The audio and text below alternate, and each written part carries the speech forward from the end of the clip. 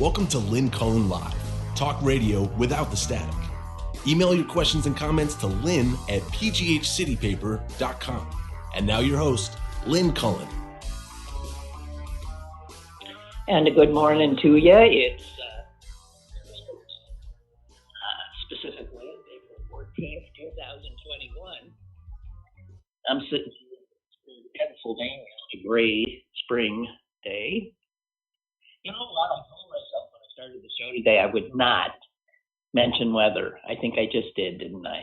Oh, dang it. Well, whatever. Doesn't matter. The breaking news, you're probably ahead of me on this.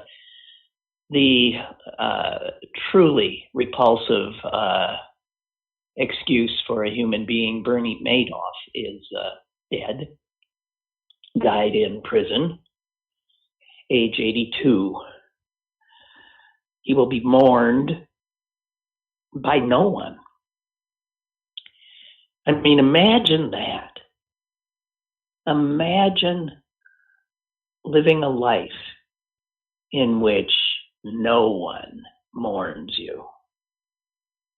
Now, maybe I'm wrong. Maybe I don't know about some friend or a cousin or something that still loves him.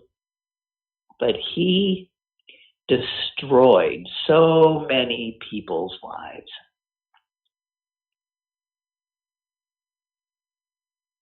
Eventually, his two sons predeceased him, right? One hung himself. The other, I think, died of cancer. The wife, I don't know. Is she alive? Who the hell knows? My God, what awful people. I know somebody who lost money because of him. So many invested with him. Elie Wiesel, the Nobel Peace Prize winner, Holocaust survivor, Steven Spielberg, Kevin Bacon. Lots of people, because it was a sure thing. Yeah. I seem to recall that it wasn't too long ago. Oh, gosh. Excuse me. That might not stop anytime soon. Excuse me. It wasn't too long ago that he had applied for what I don't know what they call it, charitable relief. That wasn't it, a release from federal prison because he was so ill. And, the judge said, nah, when you're as vile a person as Bernie Madoff, no, you don't get any breaks. Mm-mm. I forget what he was sentenced to, but it was over 100 years, right? Wow. Well, so that's done.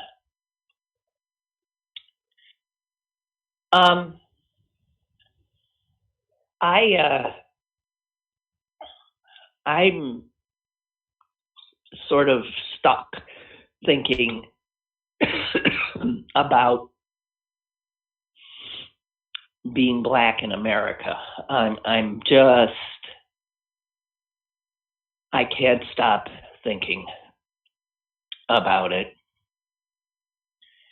And there are so many issues, like the call, David called yesterday and said that, hey, the guy who can remember all the names anymore, the soldier who was pulled over, I guess that was in Virginia, who ended up being pepper sprayed and terrorized by two officers holding guns on him.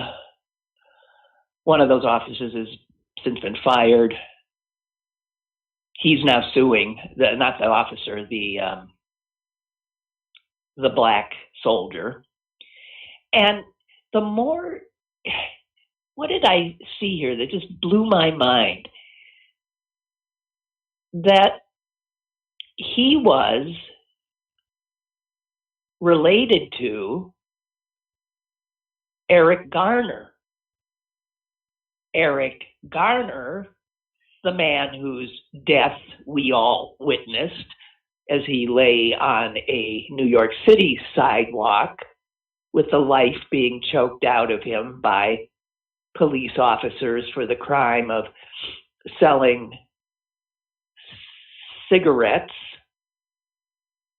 onesies, single cigarettes on the street. The guy in the car in Virginia was related to him.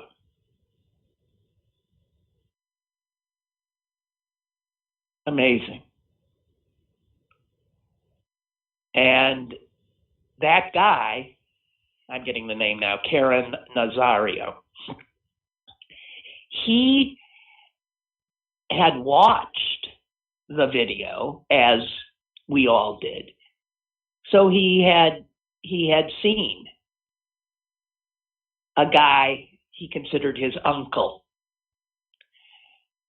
die by police for nothing. And to see, now imagine people who are then related to both. So you've watched your one family member, Eric Garland, die, and now this other video comes down the tubes, and it's another member of your family. And there was a piece in the, I believe, Washington Post about that happening to a guy named Charles Welch.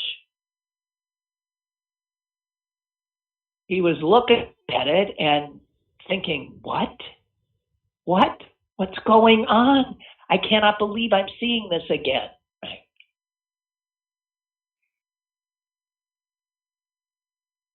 And I read more about Nazario, the soldier. And he is an exemplary person. In all respects. I mean, looked up to by everybody. And the way he handled this, seeing police lights in his rear view mirror, showed what everybody who talked about, who knows him and talked about him to reporters, said, that he is one of the coolest, he takes charge. He's somebody who never loses his cool, never. So he sees these cops in his rearview mirror. He's in a dark stretch of road. He knows he's black. He knows he's driving. And he makes a decision, which shows, again, this sort of cool, kind of composed personality. He didn't speed up, but he continued to drive until he reached a place that was well lit, a gas station. And then he pulls over. And these cops,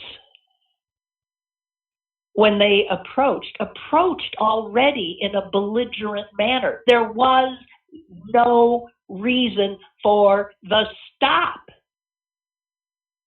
None. He was driving a new car, didn't have his plates yet, but he did have one of those temporary plates, which was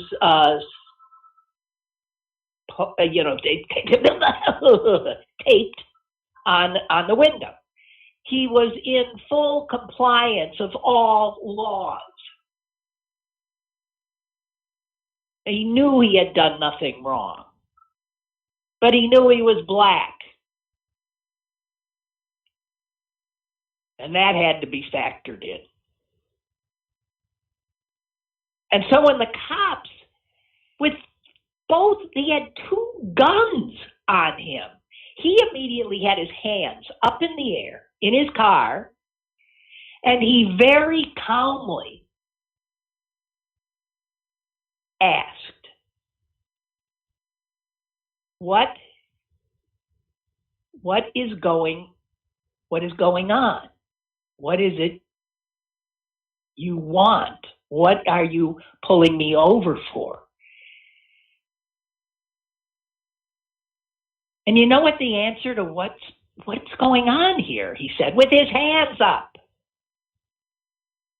And one of the cops says back to him, what's going on is you're fixing to ride the lightning, son.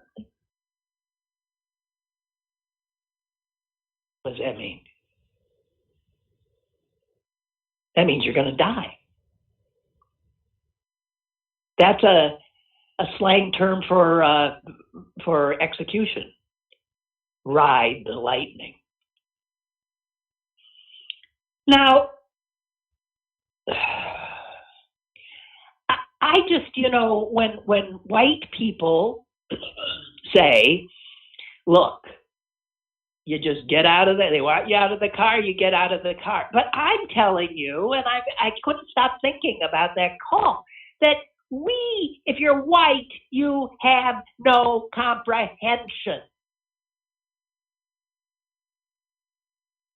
of all of the experiences, history, reality, fear that's coursing through your body, your brain.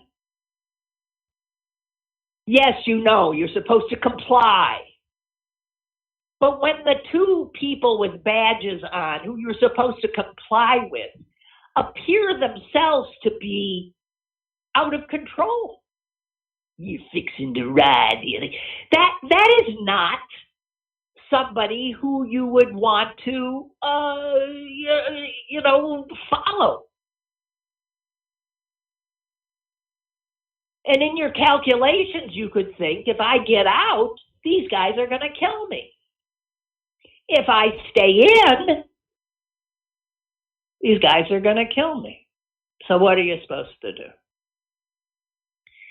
And when we see black, you think, why did he run? Why didn't he get out? Why? Because he is aware of what happens, no matter what you do, if they're fixing to take you out. The rules don't apply anymore.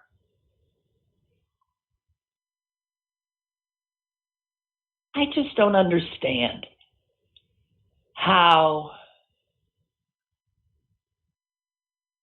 people who have never had that kind of interaction with the police cannot understand that it is a different reality for so many black people.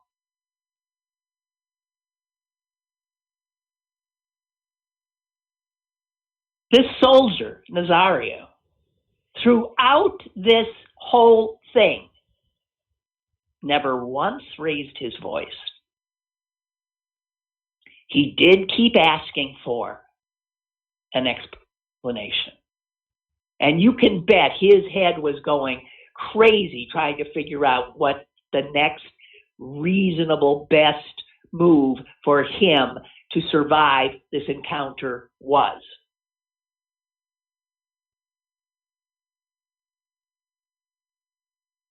He posed zero threat. Hands way up. Right. And even though he posed no threat, he was pepper sprayed right in the face, right into his eyes.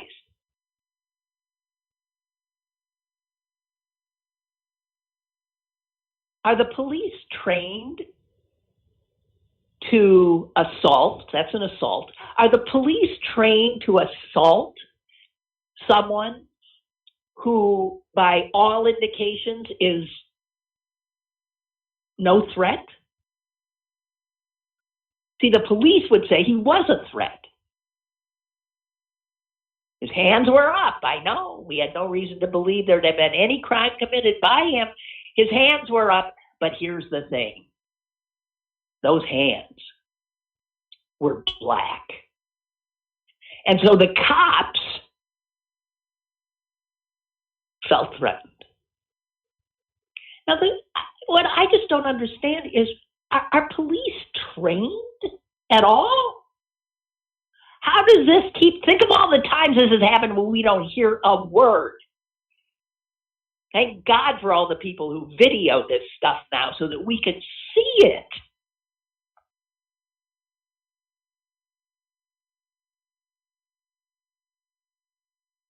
But what is it with police? They're terrified all the time. They see threats all the time that don't exist. They overreact. They escalate. The guy in the car was trying to de-escalate. He kept saying, really, in a calm voice, he wasn't in any way showing disrespect. Oh, yes, he was not getting out of the car. Well, I'm sorry. If there are two cops behaving irrationally and they already have their guns drawn on me, I'm not sure I'm going to get out of the car either. There were no charges filed against him.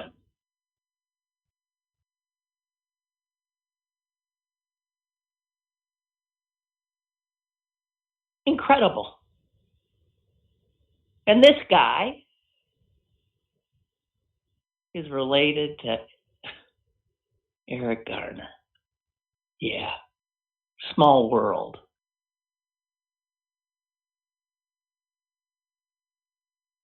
You know about how small? This blew me away. George Floyd's girlfriend was a school teacher. And guess who one of her students was? Dante Wright, the 20-year-old kid. Most recent dead that we know of, dead black while driving guy. Dante Wright. So his teacher was George Floyd's girlfriend. Yeah. The sort of, huge connection. This mentioned Kevin Bacon before, 7 degrees of or 6 degrees of or whatever it is. My God, in all of these cases, you got to believe that there cannot be a black person in this country who doesn't know somebody or is not in some way connected to somebody who has been in this kind of position, whether they escaped with their lives or not. And I don't think white people have any standing at all to say what a black person in that situation should or shouldn't do. For one thing, it's not clear what they should or shouldn't do. Because those who have complied have also ended up dead. What did Johnny Gamage do? They told him to get out of the car. He got out.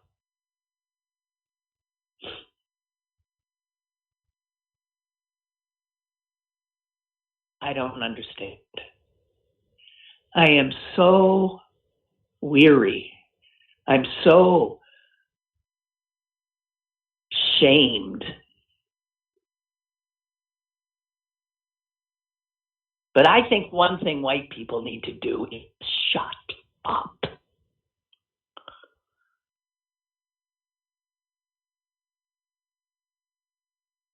Two minor corrections. This is funny. Oh, right, they're called Lucy's. That's right. I said onesies. I know what a onesie is. All right. Single cigarettes are called loosies. That's right, as in loose cigarettes. Onesie, Lucy. See, it's white people trying to, trying to understand.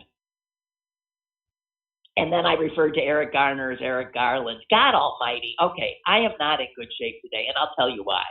You can tell I'm sort of blah, blah, blah, blah, blah. This is me before a trip. I was a little bit like this yesterday, and it's really more so today. Boy, last night I was, I start doing like little silly things. I start cleaning things. I don't know. I become crazy when I'm about to leave my home for any period of time, extended period of time. And for me, like a week is an extended period of time. And my head is just roiling with thoughts of, oh, I need to do this, and oh, I need to do that, and lists I'm writing all over the place, and oh my God, what if it, blah blah blah. I just, I am ridiculous, and I become so anxious. It's one of the I do not travel much. I think of my friend Sally Wiggin, for God's sakes. She travels constantly. I could no more do what she did. I've traveled with her, I think, twice. I can't do it. I can't do it anymore. Anyone who has ever traveled with me probably says, yeah, and I wouldn't travel with you again either. Because I'm just sort of out of sorts all the time. It starts before I ever leave. So I'm sorry. This is me before a trip. And, my son knows to stay away from me. I mean, anybody who really knows me knows, give me a wide berth, because I'm entering that twilight period of being a wreck, an absolute anxious wreck. And I know it's not.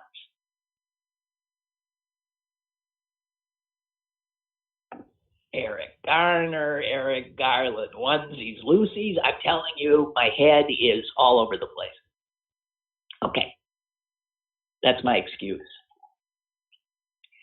So I did see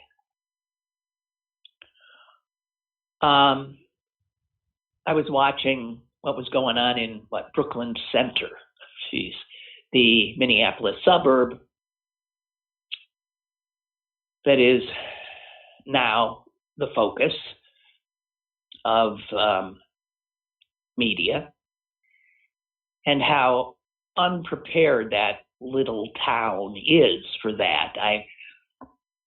My heart went out. I was subjecting myself to the Chauvin trial yesterday, and then they would break in because of things that were going on in Brooklyn Center. And I ended up watching the most, awkward, out of control, endless press conference held by the young mayor of that town. And as I watched him, struggle for words, struggle for the right reactions, my heart went out to him. But it shows how that is if you let media know that you are not, in control of the situation, which he clearly was not. They just come for you.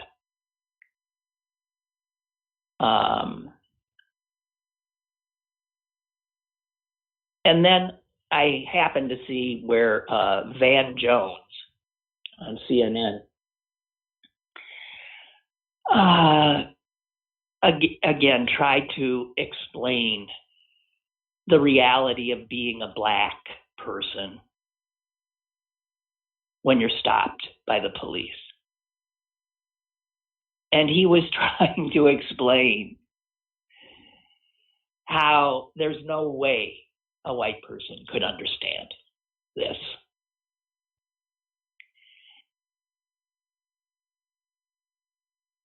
And he said that if you're a young black person in America,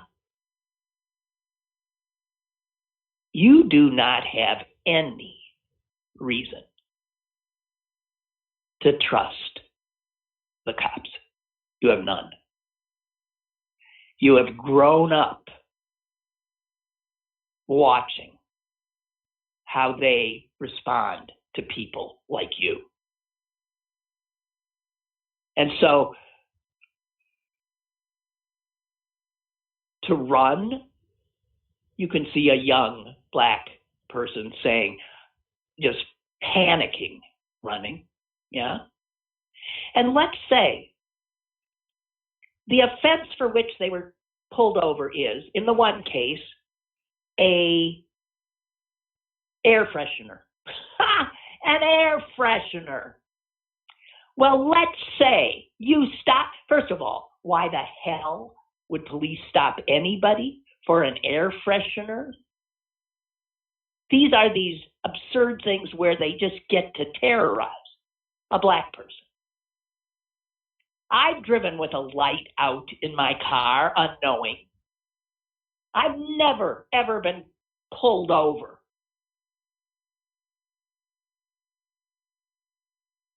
How many black people have been pulled over for a light out, a turn signal not applied, Sandra Bland, I believe. Things that white drivers do constantly with no fear at all. The soldier, he'd done nothing. So these videos that we're looking at are of people who've done nothing, and yet they're in the grip of cops who assault them, sometimes fatally. So you tell me why cops are allowed to pull anybody over for such crap. You don't.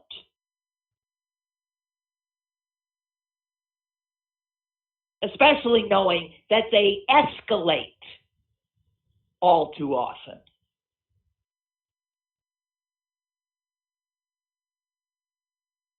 So you get pulled over for no reason in particular, or something that doesn't even, it's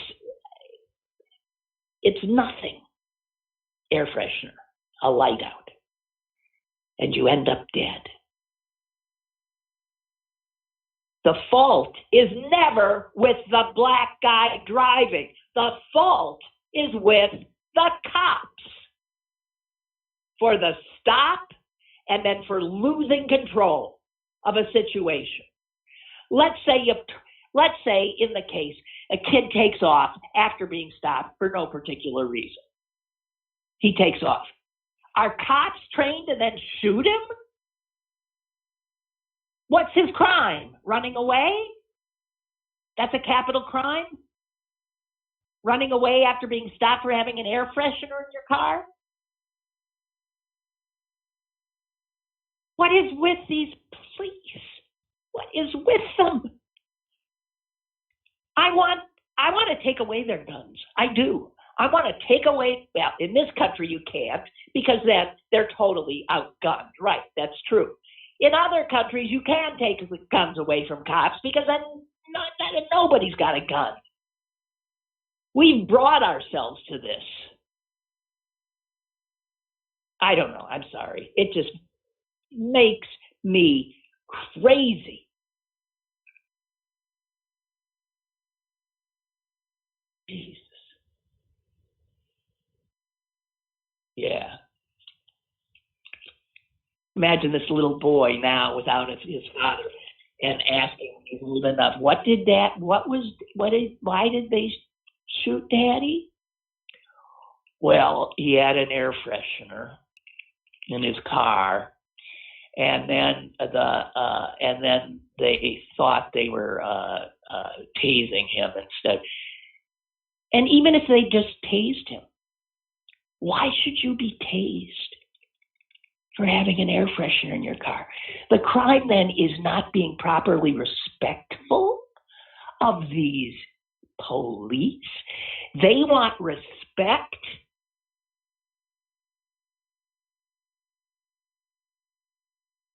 They've lost mine.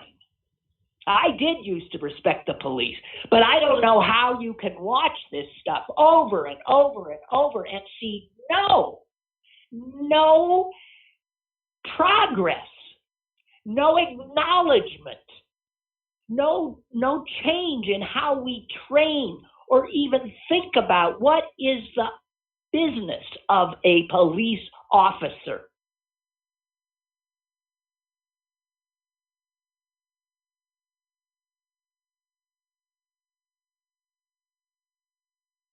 God, I had it. Sorry. All right. So, we're pulling out of Afghanistan. Finally. Thank you. President Biden will be out. The longest war. For what? Somebody explain to me what we were doing there. I dare you. I've got a call. We'll get back to that. Hello. Yeah, this is Father Joseph. I think a couple things. One, I would love to know who is actually how the candidates for the police forces are vetted. In other words, I wonder if there's a different level of candidate they look at for a major, metropolitan area as they would for a small area like a small town. I mean, they may have to go with what they can get. I don't know, and I don't know what kind of academy they go to. There's no standardization in training. I suspect that there isn't standardization in training, and so that's a problem. Other countries have this figured out. They have a more system, but we don't. So that's a problem. The other thing is what I tell my sons is that they have to. We treat living in the United States as if we were in a deployed location. So as if you were. Excuse me. Wait, Father, I didn't hear that. As if you were what? In a deployed location. If you're in another country, in another culture. Yeah. So that's how we operate. So we've always operated. So in other words, we realize that the culture's different and that we have to be on our guard. That's what you would do if you were in another country like Afghanistan. You would do that. And so we realize, not just Afghanistan, but other places, you would always try to understand the culture is different and that you're going to be treated different and you have to be on your guard. My sons have cameras in their cars. So yeah, but that's our modus operandi. That's the way we operate. But there's something so sad about that because this is your country, and yet you've got to. Right. I mean, and you've got to act as if you're in a foreign land. Yeah. So I don't have time. I don't have time to feel sad. I've got we're more interested in surviving. So we do what we can do. I mean, I think and that's we try to stack the deck in our favor as much as we can. And I mean, thank God for video, because otherwise, what's been said won't be believed. So, but yeah, right. I mean, that's the way we have to. We've operated, and people tell me that's terrible. Yeah, I agree with you. It's terrible. I absolutely would rather not do it this way. But hey, wait a minute. Hey, are you driving right now? I am. Listen, you could be stopped because you're not supposed to be talking on the phone while you're driving. Oh, no. even hands free, huh? I'm not sure, but that would be enough because you got the wrong complexion to be driving. So I'm just saying that is just, I can't imagine. And yet you spent your entire career serving this country. Isn't there a lot of cognitive dissonance in that?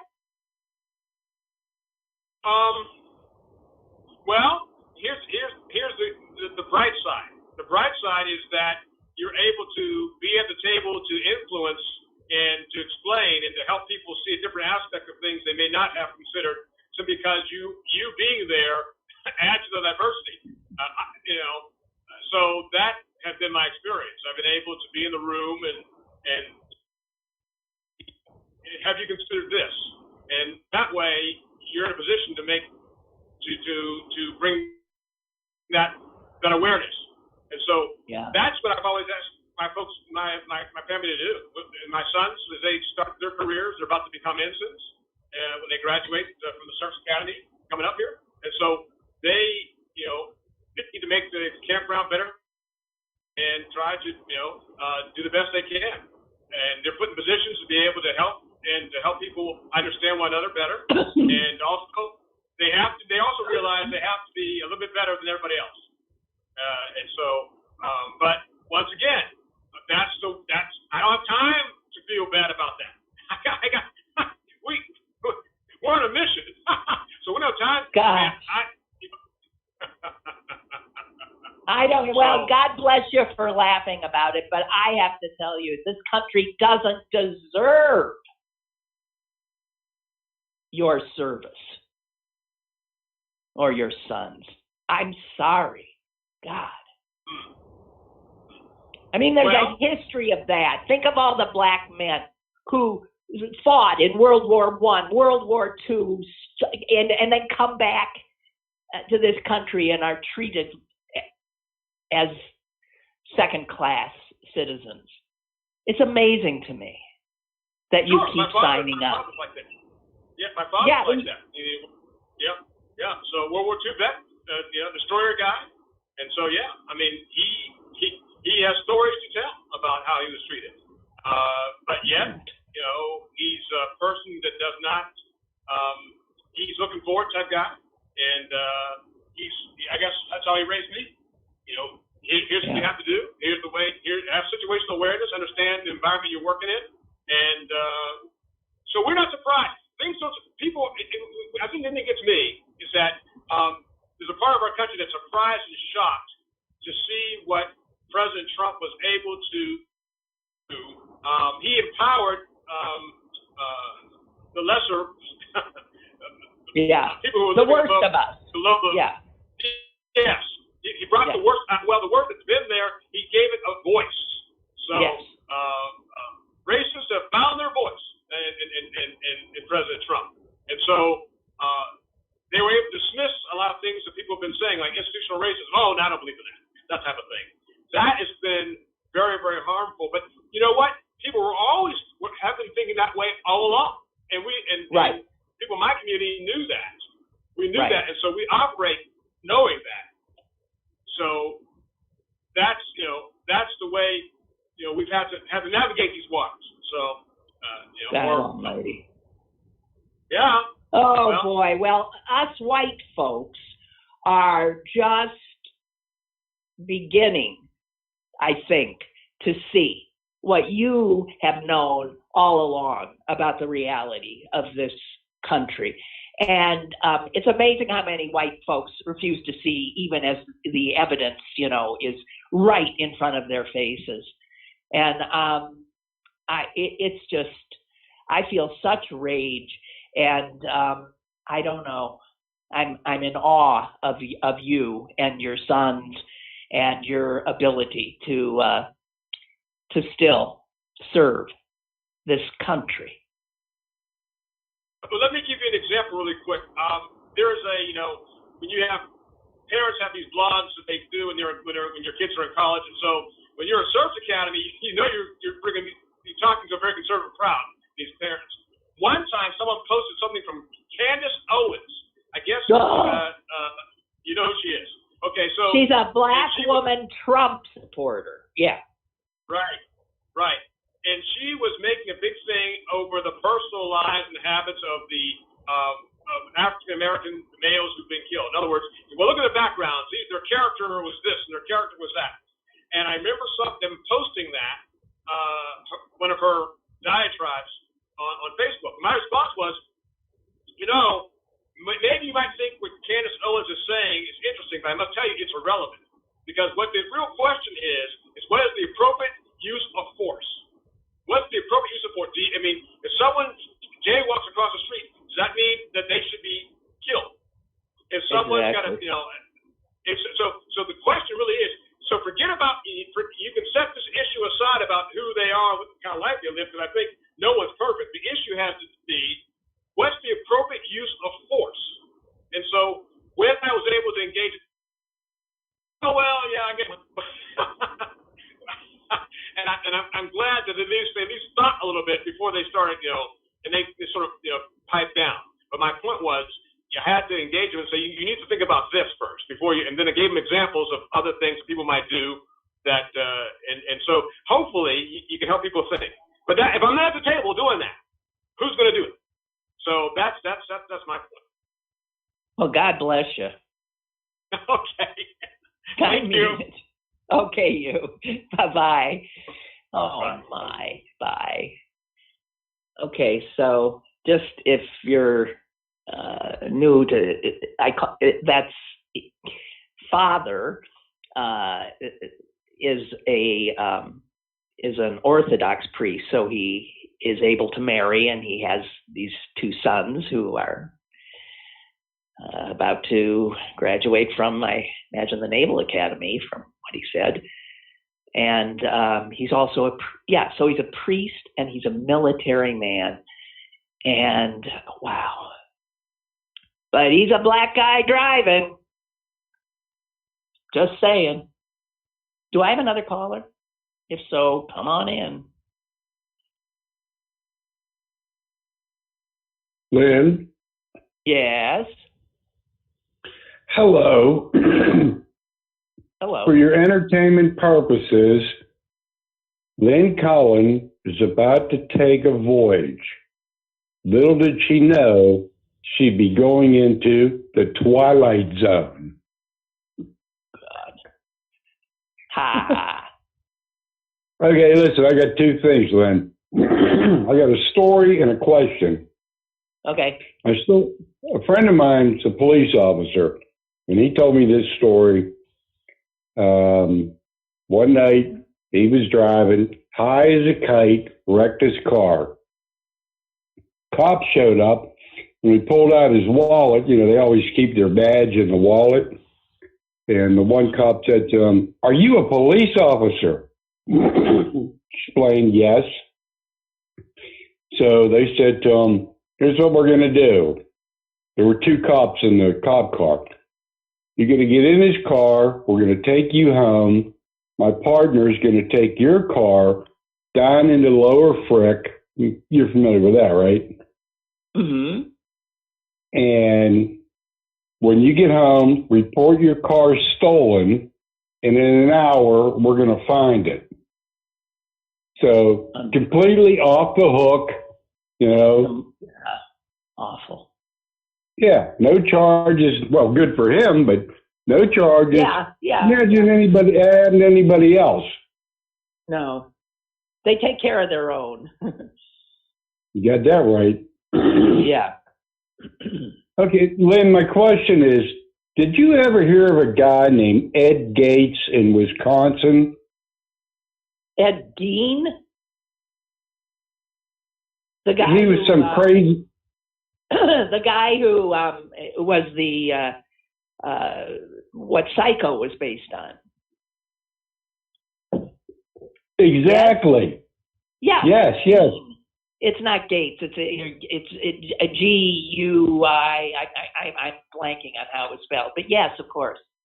You're familiar with that story? Oh yeah, how he had lampshades made out of human skin. And he had women's bodies gutted and hanging in his barn. Oh, yeah. he made like a suit out of human skin. Yes, yeah, no, he was, and yeah. Yeah, he was a nice farm boy from Wisconsin. Right. Anyway, he died. I think his first victim was his mother, and he's the basis for the character in Psycho. Yeah. Correct. Yeah. Yeah, him and his mom said all women were the devil, so she never let him be around any women. And he didn't kill her, but when she died, that's what really flipped him out. And he went on this crazy killing spree that he used to dig up bodies. He looked through. He took bodies, right? Yeah, he'd look through the obituaries, find out, women that had just died, and he'd go dig them up, bring them home, decapitate them, skin them. I mean, I don't know. What goes through people's heads, I don't know. But that's a bizarre story. Yes, it is. Yes, it is. Indeed. Well, there's something for you to think about. That's something for me to think about? I don't want to. Yeah, No. Oh, hey, are you driving on this trip? Yes, I'm driving. Are you taking Blue?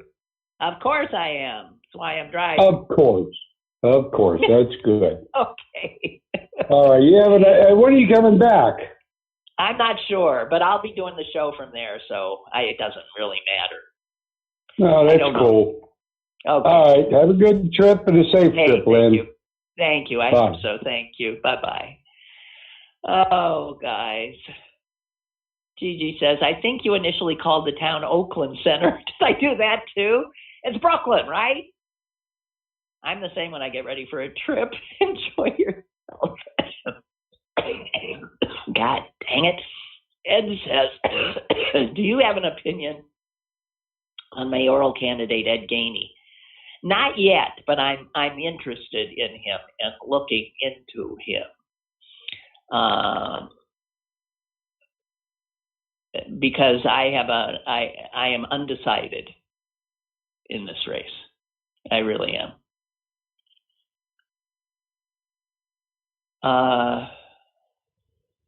Bree writes, there's an episode of The Twilight Zone that dealt with the issue of driving while black. Wow, now that's interesting because that was way before I think the term was even used. I mean, black people knew it, but white people didn't know. It was an assumed crime simply to be in a car, well, anywhere, and be a black person. God, so sick of it. We got another caller. God, you guys are talkative today. Hello. Morning, Lynn. I just want to tell you that your behavior prior to your trip sounds exactly like myself and my family. We would absolutely go crazy. I would be polishing my hardwood floors, making sure that I had everything ready. And then my husband, who is a smoker, would be outside. He'd be a wreck. We drove our kids crazy. We would be in the car going to the airport. My husband would turn around. We live on a cul-de-sac. He goes, I don't know if anybody locked the dining room sliding door. And I said, we never use it. We just go out there in that little grill to grill. And he goes, oh, we better turn around. Then he would be so nervous. He would be out there smoking, and the kids would just lay on the horn. It was, you talk about anxiety, but I believe most people are like you and me. I think I don't know what it is. I don't know what it is either. But, we all like our own sense of, I'm home here. And even I don't know. And there's always the fear that somehow you won't be coming back, or what if somebody, I don't know. You just do these what ifs. It's nuts. It is nuts. Well, and it's worse if you're going out of the country. I'm a widow now, but my sister took me For my 70th birthday, we went on a river cruise to Europe, which was wonderful. But that was even crazier, making sure, because it was in the fall, Right. like, what is the weather? I'm trying to pack. Right. I mean, it's exhausting. But I just wanted know. to tell you, don't feel terrible, because I think a lot of people have that anxiety. I don't know what you could do Right. about it, but I wish you safe travels, and how Thank wonderful to see your mom. Oh, I know. I keep telling myself, you're going to see your mom. You're going to see, your brother, your sister. I'm going to see everybody. So I should be excited. Wonderful. That is so I know. wonderful. But you don't have anxiety, like what if your car would break down or you'd get a flat tire? That doesn't bother you? No. Well, I not particular. I mean, I got AAA. Well, I don't. Well, I don't think of that. No, but you're right. If something can go wrong, my fear is always the cops, because I tend to drive a little fast. So my fear is always getting through Ohio without getting stopped. But I agree. Yes. And but when the cop stops me, I don't have to worry that I'm going to get killed. That's the good news. So my anxiety, I can imagine if I were a black person on a road trip, God almighty. Well, I'll just leave you with this brief little story. Years ago, when my kids were really small, I got 3 speeding tickets within a year. And I mean, I really believe they were, in my defense, entrapment, because it was Beechwood Boulevard, 25 miles an hour. And, yeah, that's baloney. And I mean, well, now they have those crazy speed traps. I know. But anyway, Gotcha. that was, and my husband goes, you know what, you're going to have to go and be retested. And I said, are you serious? I didn't believe him. And then I got the paperwork. I had to go downtown, and I walked in, and it was that state trooper with that crazy chin strap. And I was the only woman. And I said, oh, do I get extra points for being the only woman? And he said, sit down. He was not amused. And so after that, it scared the bejeebies out of me. And I was driving through North Park, where the ducks used to be able to feed the ducks, and it was 15 miles an hour. I was so scared. The next thing, about a month later, a cop was flashing his lights. And he came up to me, and I said, oh, I'm so sorry.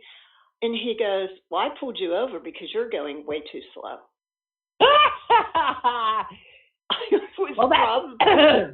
That's the white version of damned if you do. Damned if you do and damned if you don't. I was probably going about 8 miles an hour because I saw the cop, and I'm there, oh my goodness, So anyway, that's my brief story, but...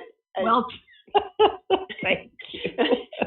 Don't drive. I appreciate the commiseration. Don't drive too fast through Ohio, and enjoy your family. Right. I'm so happy. And are you going to be broadcasting? Yeah, I'll do it great. so Monday I should be doing it from my from Green Bay, Wisconsin. Right. Well, that's what I thought I heard. So safe travels, Lynn. Thank you. Mm-hmm. Thank you. Bye-bye. Oh, God. So I did say at one point, and then a call came in about Afghanistan. Tell me what we were there for. I think the initial thing, if my memory serves me correctly, was to go get Osama bin Laden, right?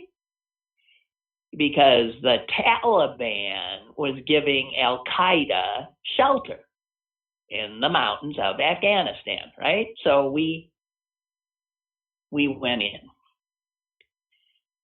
But then, I mean, how long has he been dead? We got him. If it was to get him, we got him.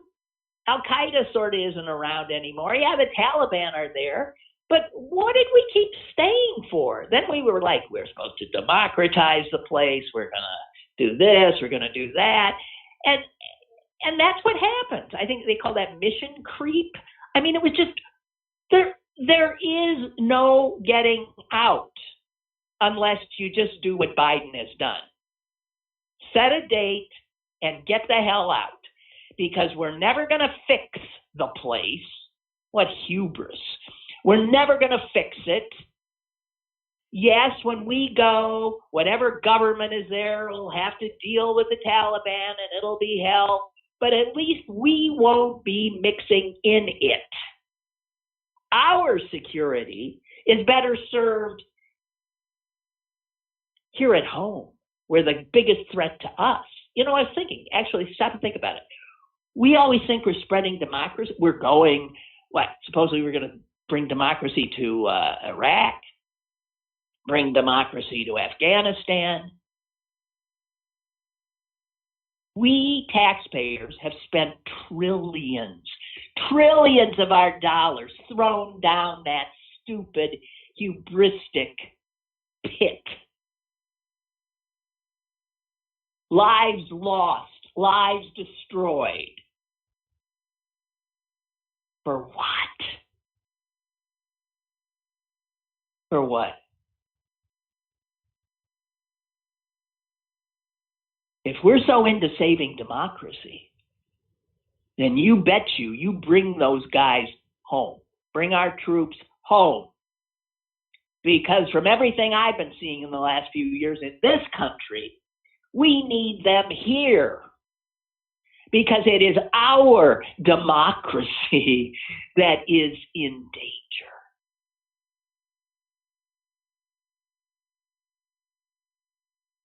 We need U.S. troops now around the U.S. Capitol building. We need U.S. troops in towns that are being ripped apart by the deaths of Black Americans at the hands of law enforcement officers.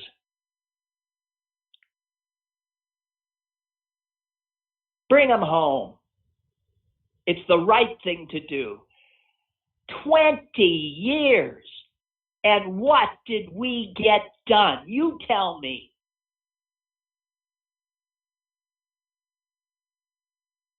And there's an amazing piece in the Washington Post today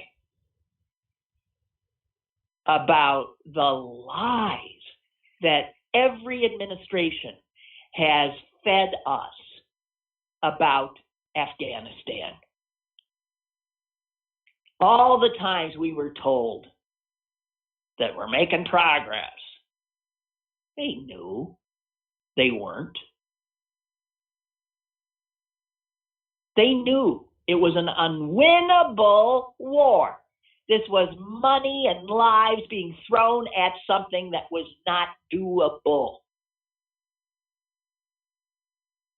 The Washington Post, through the Freedom of Information Act, has access to just thousands and thousands of pages of documents, of unpublished notes, of interviews with people who played a direct role in the war. Everybody from generals to diplomats to Afghan officials, and oh my God.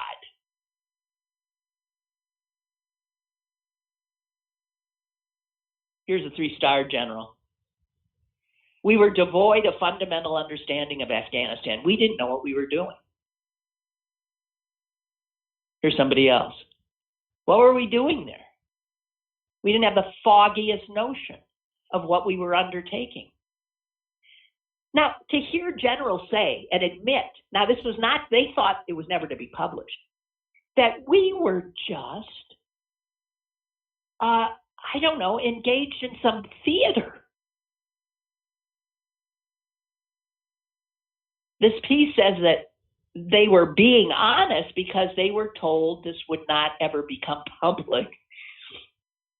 And one after another says that the fighting strategies were fatally flawed, that enormous sums of money were wasted, that our government's attempts to curtail the corruption there, to build a competent army and police force in Afghanistan, to put a dent in the opium trade, all of those things failed. Every single thing failed.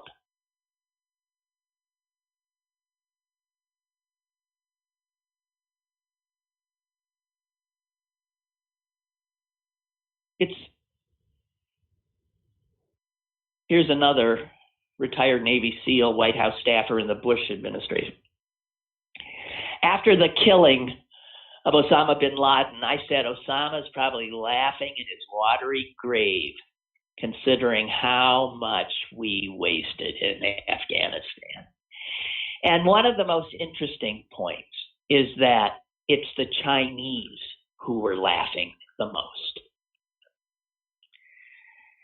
Several years ago at China's Central Party School, a recently retired Chinese military officer said that his colleagues marveled at how the United States was wasting so much money, its prestige, everything in Afghanistan, while they, the Chinese, turned their attention to the countries that we used to pay attention to with our foreign aid and stuff. But all of that was going down the rat hole in Afghanistan.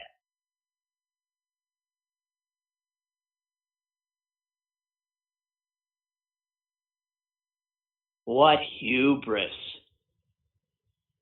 Afghanistan, the graveyard of empires. And now we'll add one more.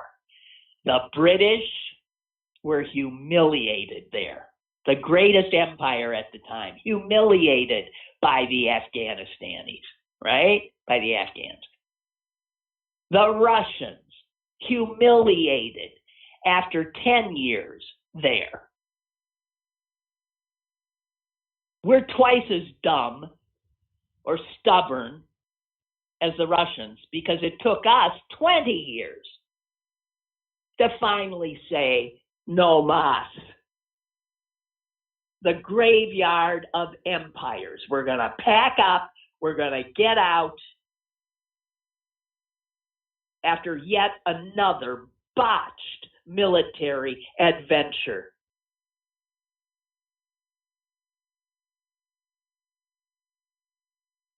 God, when will we ever learn? Bring the troops home and bring that money home. We need it. And we need to pay attention to the terrorists within our own country. Those are the people that pose the biggest threat to this country. All right, I'm done. Now I'm going to go do something totally stupid. I don't know what it is, but I'll think of it as soon as I hang up. Something totally meaningless in an effort to deal with my travel anxiety. Okay? So I'll talk to you guys if all goes well. I'll talk to you Monday from the family homestead. Okay? You guys stay safe. Bye.